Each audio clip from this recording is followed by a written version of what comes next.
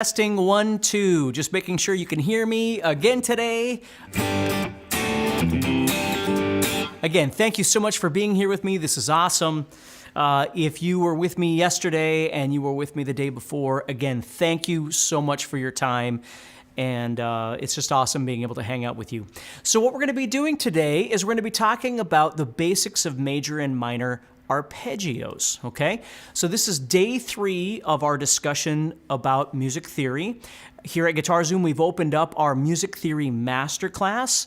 So what we've been doing this week is we're celebrating by having 5 live sessions talking all about music theory. So we're on day 3 right now. And basically what's happening is each live session that I'm doing is connecting to the last live session. So in the first day, we talked about memorizing your notes across your fretboard and how important it is to know your notes. The second thing we talked about was the major scale and the chords that are derived from that major scale. And now what we're going to do today is we're going to be talking about major and minor arpeggios, just basic ideas to kind of get you going. I'm going to give you 3 different positions to play in that I think are very important to know and why. And then what you can do is on Thursday and Friday, you can still join me at 4 p.m. Pacific, every day at 4 p.m. Pacific. And then if you need to, you can always rewatch these later on YouTube or Facebook or whatever. But do me a big favor. Check out the link for the Music Theory Masterclass. It's going to be in the chat section. It's probably going to be above or below this video, depending on where you're watching it.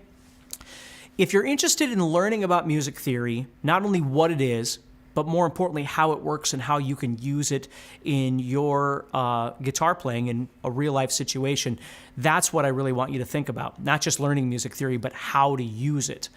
So, for me, everything is about real-world application. If you're going to learn it, you should learn it so you can actually use it in your playing. So if that makes sense, again, thank you, everybody, for being here. I think Derek is on with us doing some answering of questions if you have anything in the chat. So go ahead and do that. That would be great. And let's go ahead and get started. Again, I don't want to take too much of your time out, so let's go ahead and get going here.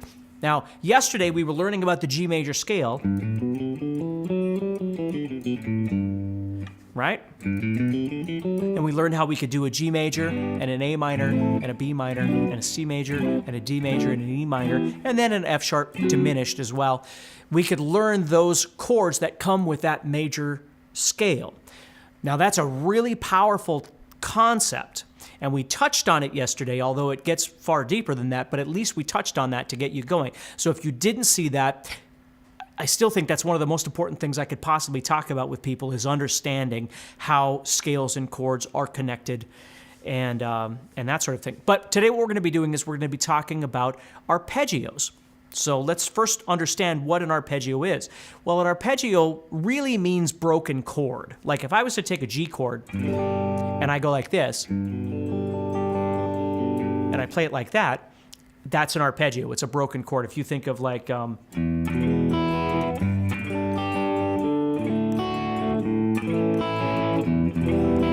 that sort of playing, you're arpeggiating chords. But for us as guitar players, we're thinking about taking a chord and breaking it apart. So let's do this real quick. So if I was to take the G chord here, for instance, and play these notes, G, B, and D, which is the root, the major third, and the fifth. Those 3 notes are what make up a triad. Now, the chords, when we first start learning chords, like D, or A, or C, or G, or E minor, or A minor, or B minor, or whatever it might be. Even though sometimes on a guitar, we're playing more than one string. Sorry about that. We're playing more notes than it seems like there are 3 notes. For instance, if I play a C chord, I'm strumming 5 strings, but there's really only 3 notes happening. Okay, if I play a G chord, I'm playing 6 strings, but there's still only 3 notes happening. Let's look at that.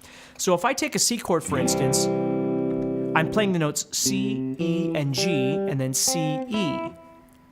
So I'm playing C, E, and G, I'm just playing multiple octaves of those notes. So even though the perception when we play some chords on the guitar is that we're playing all of these notes, we're really not. Now again, there are chords that use a lot of different notes, but when we first start playing just simple major and minor chords, even though we're playing more than 3 strings, we're just playing 3 notes, and a lot of those notes are being repeated in what we call octaves. Okay? So again, if I play a G chord, In this G right here that I'm playing, this 4-finger G, I'm playing G, B, D, G, D, G. So again, it's just G, B, and D. So what we have to understand is that chords start off as what we call triads, which means there's 3 notes, okay? And the triad is based off the root, the third, and the fifth. Well, from yesterday's conversation, we learned root, second, third, fourth, fifth, sixth, seventh, root, right? So root, third, fifth. So right there, I'm playing the notes G, B, and D. When I play this, I'm also playing G, B, and D. You can hear it right there. Okay? But now I'm playing them separate.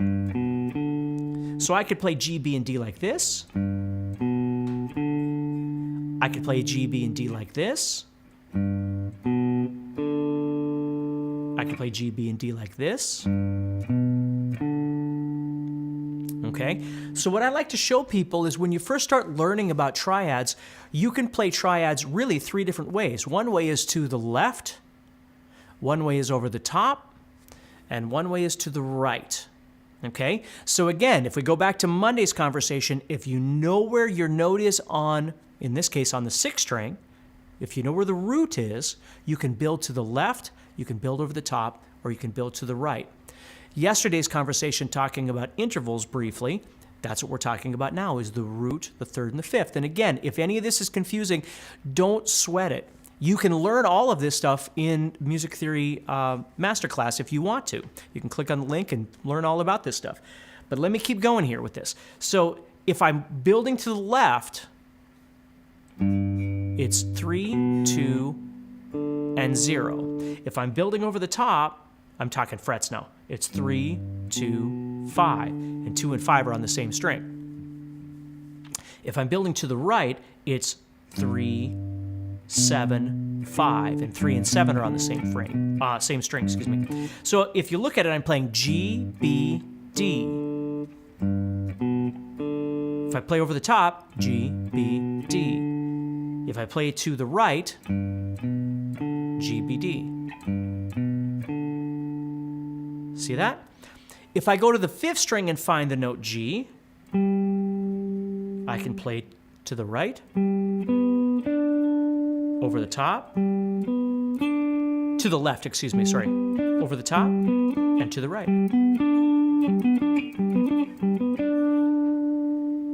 Pretty cool, huh? Okay. If I find G on the 4th string, I can play to the left. Now, over the top, I've got root here, third there, fifth there. And to the right, I play right there. Okay? If I find G on the 3rd string, I'll come all the way up here. Okay? So I can play to the left. Now it's going to look a little bit different because of the tuning of the guitar here. Over the top. Okay? Or to the right. If I find a G on the 2nd string, I can't play to the left all the way because I only have 2 strings. So I'm missing a string over here. But I can play over the top, and I could play to the right. Okay? So there's a lot of different ways that you can approach learning how to play arpeggios on the guitar. So what's really great about this idea is you take one note and you learn to play to the left, over the top, and to the right, and you start getting used to hearing those intervals, obviously. Now, you don't have to play in all these positions like I'm showing you. I just want to show you what it looks like on each string, okay? But that's what's happening. I'm playing in what's called a major arpeggio, because remember, the G major, if I'm playing in the key of G major, the first chord is G major, okay? So a major triad, or major chord, is built off the root, the major third, and the fifth. Root, major third, fifth, perfect fifth. That's what we're doing, okay? It gets a little more complicating, though, as you learn your theory, because there are minor arpeggios as well, okay? Well, what is a minor arpeggio? Well, It's a minor chord, right? A minor, E minor, right? B minor, D minor, whatever it might be. A minor arpeggio is defined by the root and what we call a minor third, and then the perfect fifth, which means what we're really doing is we're taking the major third and we're moving it back 1 fret, and it's creating this minor sound. So let me kind of show you what that looks like, okay? So what I'm going to do is I'm going to come up to this G right here just to show you this, okay? So G major, over, to the left, over the top, to the right. If I wanted this to be minor, what I would have to do is take that major third right there and flat that so it becomes that sound. That is a minor arpeggio. It's still the root, it's still the perfect fifth, but it's that minor third in between.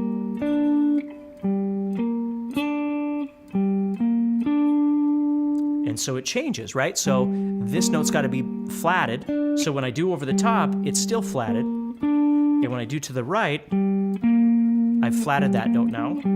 So I'm playing G, B flat, and D. So if I was playing a G major arpeggio, I'm playing G, B, and D, which fits in the key of G. If I play a G minor arpeggio, I'm playing G, B flat, D. Notice I'm not calling it A sharp. Remember our discussion from Monday, if you remember that. So I'm not calling it A sharp. I'm calling it G, B flat, because I had to flat that major third and make it into what's called a minor third. So G, B flat, and D. Okay? Now, G minor doesn't fit in the key of G major. So understand that when we're talking about arpeggios, we're not necessarily talking about things in a key. We're just talking about chords, right? So if you wanted to play a D minor arpeggio, regardless of the key, regardless of whatever, if you wanted to play a D minor arpeggio, the first thing you need to do is find the note D on the guitar, which is why learning your notes on your guitar is so important, right? So let's find a D. Well, we have a D right here. So if I want to play a minor arpeggio, I need to play the root, the minor third, and the fifth. Root, minor third, fifth. Root, minor third, fifth. And as long as I know where my notes are on the guitar, I can find that anywhere I want to go. So if I come up here to D, I can find them right there. Okay? Or if you wanted A minor. Okay, well, let's find A minor. Again, I'm not trying to talk above you with any of this stuff. I'm just trying to kind of show you how this works. So I could go to A here. I'd have my root, my minor third, and my fifth, or root, minor third, fifth, or root, minor third, fifth. If I want to play A on this string, I'd have root, minor third, fifth, root, minor third, fifth, root, minor third, fifth. Okay? So learning how to play major and minor arpeggios really doesn't have to be that difficult. It's just learning where's the note that you want on the sixth string, or the fifth string, or the fourth string, and whatever, and then building on that, okay? Now, arpeggios get much deeper than that. There's lots of different things we can do with arpeggios. Like you might have seen people play arpeggios before. Let's go back, let's scratch this, go back to just G major, okay? So we're back on plain old G major. And you might have seen people play arpeggios when they do something like this.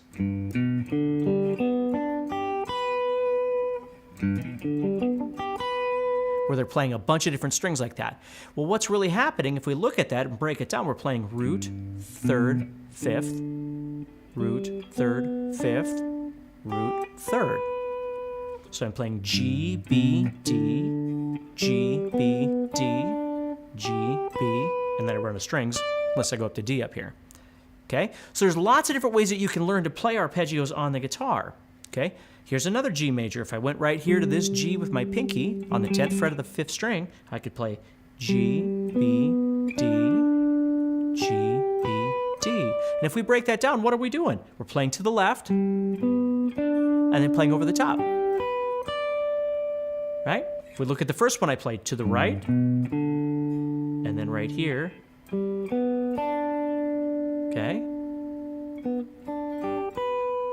So this one right here, we've got to the left, right? And then we only have a couple notes here, but that would have been to the right, but we don't have another note down here because we don't have enough strings. But So you can stack those ideas to the left over the top and to the right. You can stack those and make them larger. So it's not just 3 strings or 2 strings or whatever it is you might be doing. You can build it all the way out if you want to. So there's lots of really cool things that you can do like that. And again, we'll talk about all this stuff in the course. So if that makes sense, what I'd like you to do is start just exploring this. Don't try all kinds of different chords and stuff if you're not comfortable with this. Start real basic. Just take a G major and just try and find G, B, and D. And use your ear as well to help guide you. Because at this point you might not know all the notes and all that kind of stuff. Again, these are all, topics that I'm giving you this week, but they're going to need to be built out over time. But you can certainly use your ear and think about, and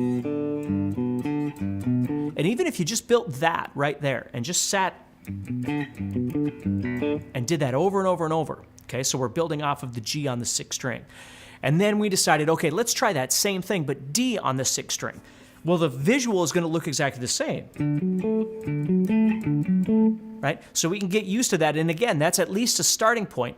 Maybe don't worry about the 5th string and the 4th string and everything like that for now. Just start with something very basic and build off of that. Okay? So you've got all kinds of information at this point. You're able to take a G major scale and play it. You're able to build the chords of it.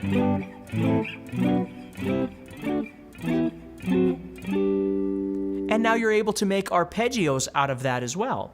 Whether it's in the key of G or anything that you want, you're able to start building out those arpeggios. So there's a lot of stuff going on here. And again, there's a whole lot more in the guitar course, okay? So do me a favor. If you get a chance, click on the link in the chat, whether it's in the chat or in the description or whatever. Check out Music Theory Masterclass, see if it's something that you're interested in. Thank you so much for taking time out to hang out with me and learn some music theory. Tomorrow, we're actually going to be talking about modes, the basics of modes, But again, I'm going to give you something practical to practice with those things. And then on Friday, we're actually going to start combining a bunch of this stuff together for effective solos, okay?